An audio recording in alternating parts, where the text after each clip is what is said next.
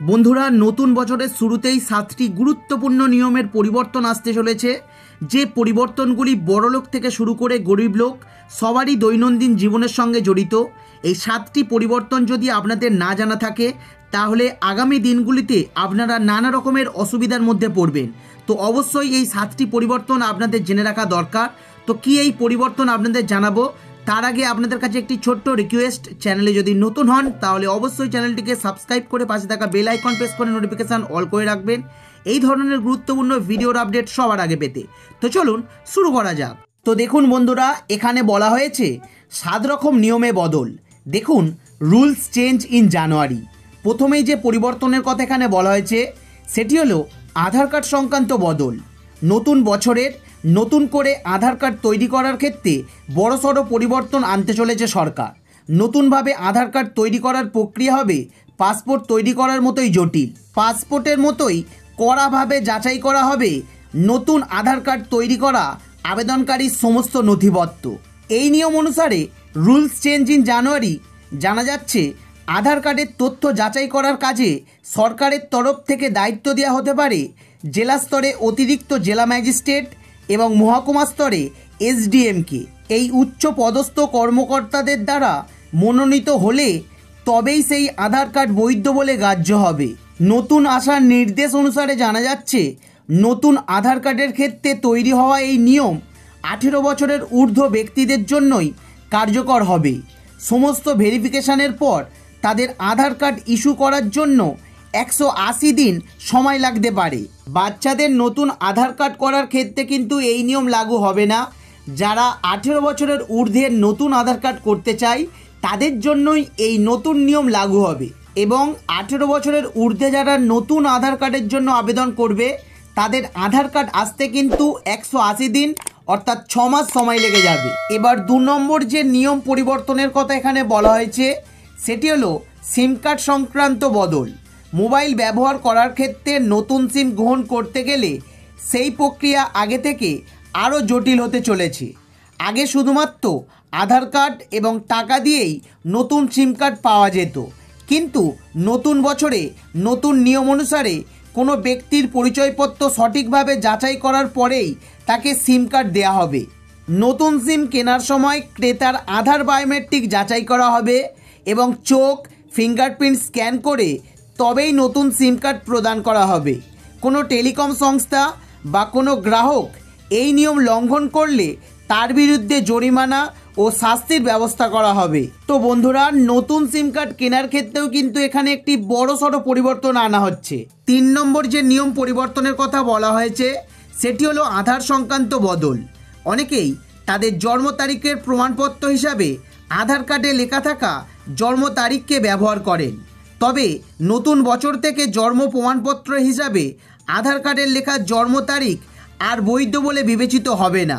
UIDAI দেওয়া নির্দেশ অনুসারে জানা গেছে এবার থেকে জন্ম তারিখের প্রমাণ দেওয়ার জন্য আধার কার্ডের সঙ্গে ব্যবহার করতে হবে জন্ম সার্টিফিকেট। তো বন্ধুরা, এটা কিন্তু খুবই গুরুত্বপূর্ণ একটি পরিবর্তন।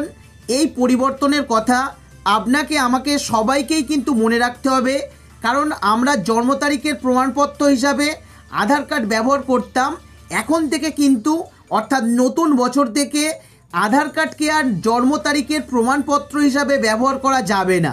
এখন থেকে যদি আপনারা আধার কার্ড ডাউনলোড করেও দেখেন তাহলে সেখানে স্পষ্টভাবে লেখা আছে, দেখতে পাবেন জন্ম তারিখের প্রমাণপত্র হিসাবে আধার কার্ড আর ব্যবহার করা যাবে না। তো এই পরিবর্তন আমাদের কিন্তু কোনো মতেই ভুললে চলবে না। 4 নম্বর যে নিয়ম পরিবর্তনের কথা এখানে বলা হয়েছে সেটি হলো ম্যারেজ রেজিস্ট্রি। বিবাহ ক্ষেত্রে রেজিস্ট্রি করার সময় আধার বায়োমেট্রিক বাধ্যতামূলক বলে ঘোষণা করা হয়েছে।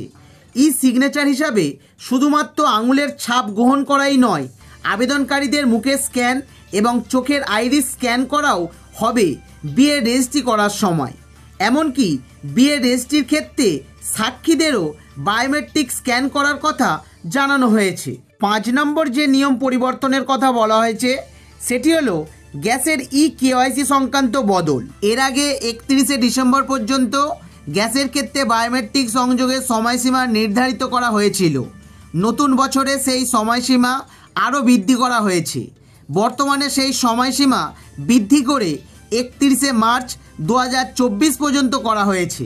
যারা গ্যাসের কিওআইসি নিয়ে ভয় পাচ্ছিল তাদের উদ্দেশ্যে বলে রাখি, গ্যাসের কিওআইসি আপডেট করার জন্য 31শে ডিসেম্বর সময় নির্ধারণ করা হয়েছিল।